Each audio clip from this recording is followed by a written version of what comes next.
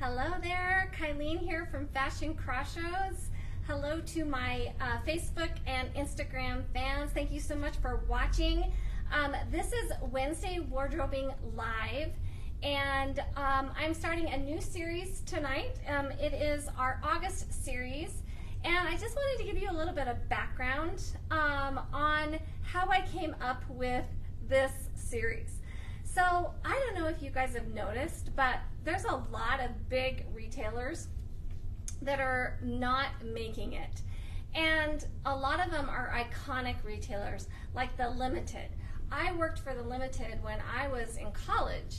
It's one of my favorite stores, Nordstrom's. Just some very iconic businesses that are in retail clothing specifically. That are not making it, that are either going bankrupt or closing stores. And I was seeing this and just wondering what in the world is going on. And so I decided for this series to look into it, to do some research, to find out what people were saying about the industry in general, about what was leading to these big closures, and then talk to you about it. So it's not all going to be doom and gloom, because this first week we're just going to talk about the factors that are impacting these businesses that are leading to closures.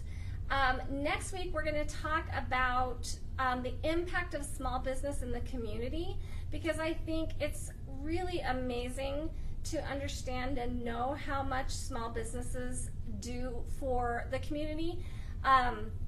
And I don't know that that's something that we always talk about a lot. And so we're going to cover that. And then the last week, I will have just come back from Market in Las Vegas. And so the last week, I'm going to talk about what are the industry trends that I saw at Market. Not fashion trends so much, but industry trends.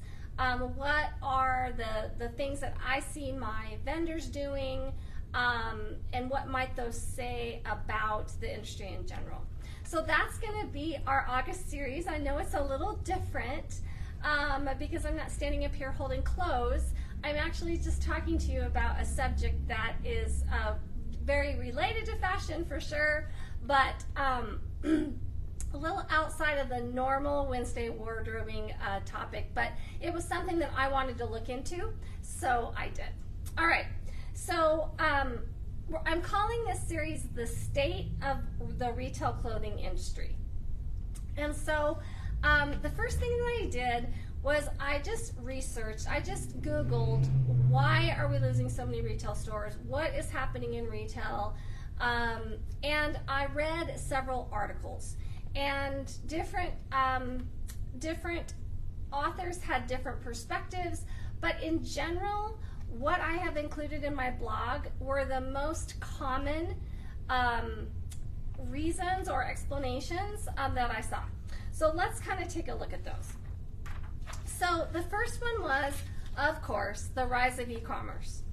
And, you know, if you think about it, e-commerce and the ability to shop whenever we want, and also while we're doing other things, so standing in the grocery line, watching our kids play soccer, football, baseball, while we are waiting around for a friend at a restaurant, those were times that we couldn't shop prior to e-commerce, right? Shopping was, we went to a place and we made our purchases, and we had to put boots on the ground, so to speak. Well, e-commerce came along and changed all that. Now we can shop at 1 a.m. in the morning if we want.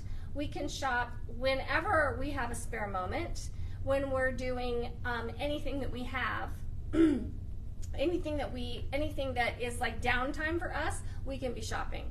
So that has completely changed the retail industry. And it's always at the top of the list of reasons why so many brick and mortar stores are struggling, because of this giant of online retailing that we are competing against. And a lot of times, you know, for smaller stores, it's really impossible to compete with an Amazon You know what I mean? Where you can go on and order whatever you want, whenever you want. You can get your groceries along with your something that's completely, your clothing, completely unrelated things you can shop for at the same time all together and have them sent to you. So that has just completely changed the landscape of retail, and that is one of the big pressures on it right now. All this online shopping has led to a decrease in foot traffic in brick and mortar stores, which is also increasing that pressure, because with less foot traffic, you have fewer sales, and down and down and down it goes. So the next thing that was common is the changing consumer preferences. So since COVID, and I don't know if it's because of COVID or if it just happened after COVID, I'm not really sure what the dynamic is, but since COVID, people have started to prioritize experiences over material things. So going out to eat, or taking a trip, or going to a concert, or doing things like that have become a higher priority than purchasing material things. So that shift in consumer spending is definitely impacting the clothing industry, because not as many people are buying clothes because they're taking that same amount of money that they would have spent on clothes and spending it on these experiences, on eating out or whatever else is going on.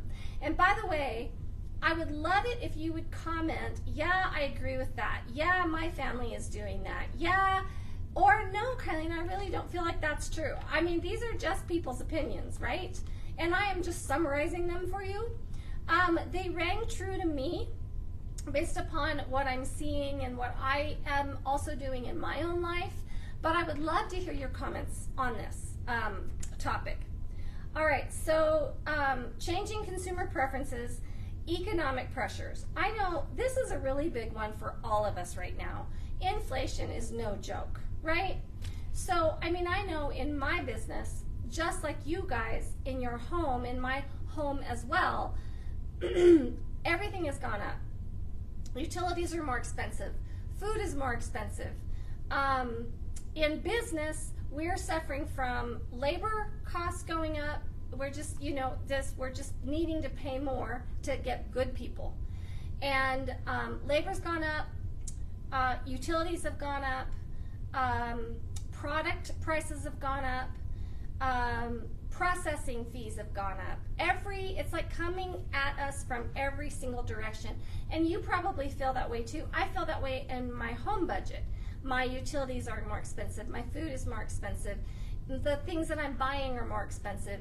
It's just this kind of coming at us from all directions. So that is definitely impacting businesses right now, most definitely. Also supply chain disruptions, and this is a post-COVID issue. So because of shortages in products, and in clothing, it's materials.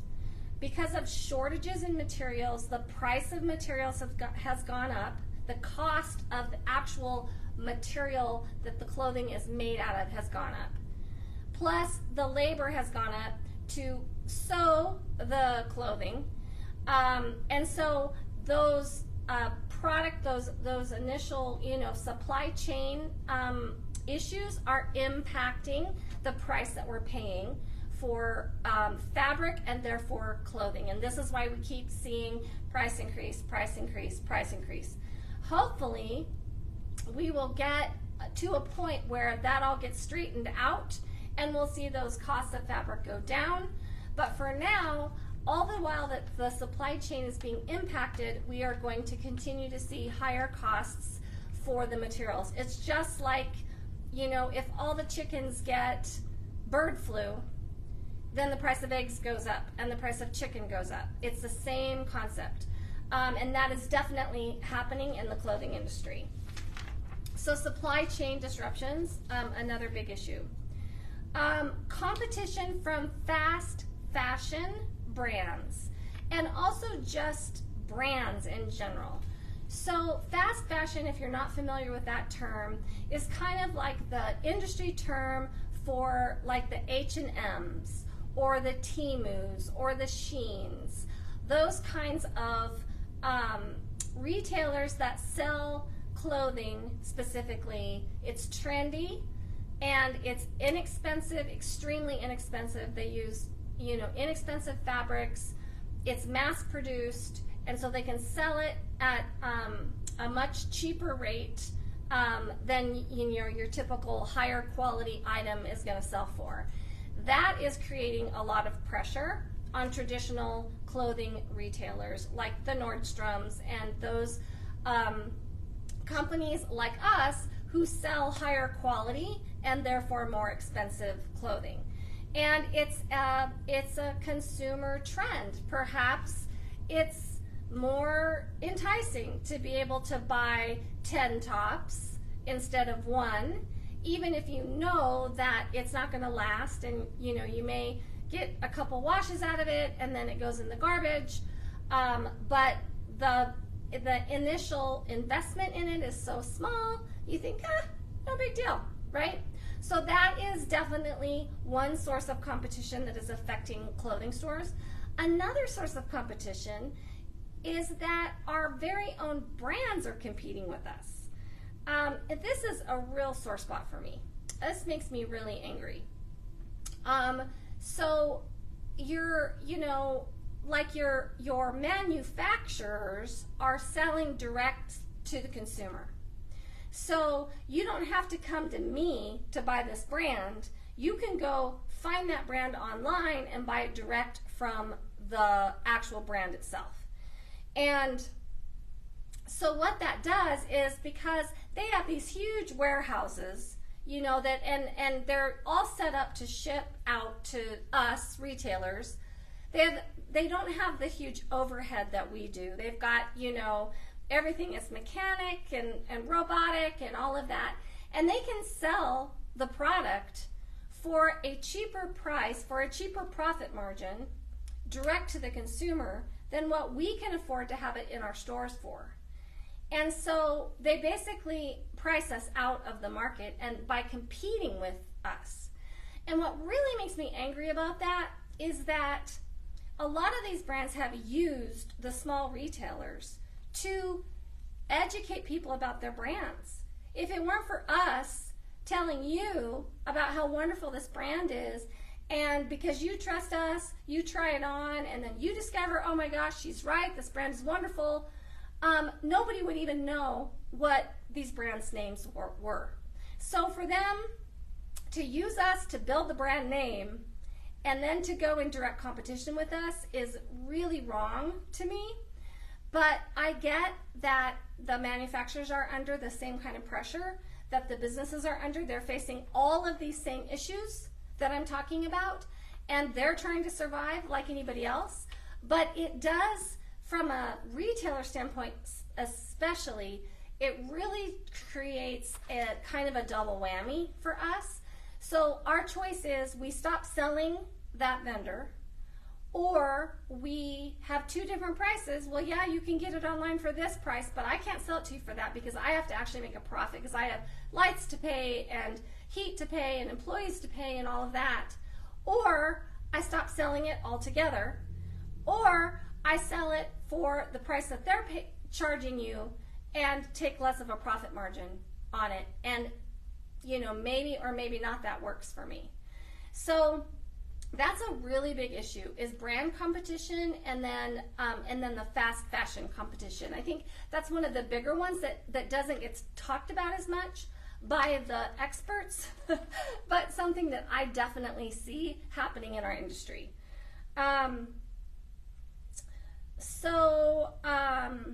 The increase in operational costs, I talked about that a little bit when we were talking about inflation.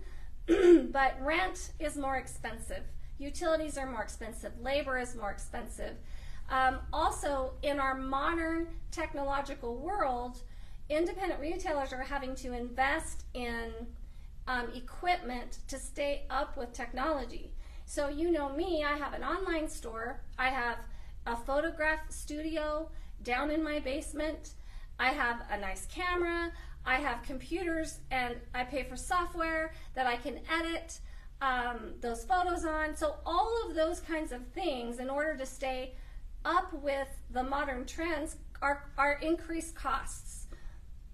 And for smaller retailers, when you compound cost after cost after cost after cost, it becomes a real issue because there's only so much compounding that can happen. But staying up with the trends, staying up with the technology is expensive as well. And so we're facing all of those kinds of operational cost increases. So when you're seeing your favorite stores raise their prices or your favorite restaurant raise their prices, know that they are struggling against all of this. All of their operational costs are increasing, and they can't continue to do the same thing with the same pile. Something has to give somewhere. So that is a big issue that's happening. And then why does this matter to you? Why should you care? Well, because we don't want to live in a society that doesn't have independent retailers. And that's really why I wanted to talk about that as a whole separate vlog next week, because of all the things that independent retailers, small business does for our communities and our society, providing jobs and sales tax and so many things. And we don't want to live in a world where we don't have those things. And so I think it's important, especially now when we're seeing so many fail, that we as a consumer understand the pressures that are on small businesses and figure out ways that we can help. And we're going to talk about that too. But next week we're going to talk about how can you help small businesses, your favorite small businesses, and not necessarily even just shopping them. I mean, obviously that's one very important way, but there's also other ways like sharing their Facebook posts. Lots of things that you can do that are huge helps. Reviewing them on Google, huge. That's huge for us. So many things that you can do to help them get the word out, to help them reach new customers, that don't cost you anything but time, but are actually huge things in our modern world where the only way we can reach you is through, social media or, email, and sometimes even that isn't super effective. So, those things we'll talk about next week about what can you do to be a good support to your favorite small businesses, on top of understanding the pressures that they are facing, and why it is impacting the industry so much. So that's part one of the state of the retail industry. And I see people, hello, hi Nita. Inflation is causing more problems in everything. It's so true. Manufacturers are a problem, even in my work. Yep. I will buy from and support your business and other Casper small businesses. You are our foundation. We need, thank you. I appreciate that. It's so true. When we look at, and I'm excited to present next week because I'm excited to talk about all the amazing things that small businesses do for the community. And it's not just about trying to keep your favorite store. Make sure that you can go to a bookstore as an option and not just, only have online bookstores to choose from, but to have that experience of being able to go to a bookstore, being able to talk to somebody who knows books, who can say, hey, I'm here, I'm a customer, I'm looking for this kind of a book. I have a book club. I don't know what to read. I like historical fiction. And you can actually have somebody that says, oh, this book has been really great. I've sold it to a lot of people who have book clubs. That is what you get with independent retailers, and I don't want to lose that. I don't want to lose that ability. And I think as consumers, we really have to educate ourselves about this issue so that we aren't in a situation where we are losing those important options of having those experiences with one-on-one small business. So, all right, I will stop ranting. Thank you for the comments. Keep them coming. Appreciate you watching. Make sure you tune in next week for part 2. We'll see you guys. Bye.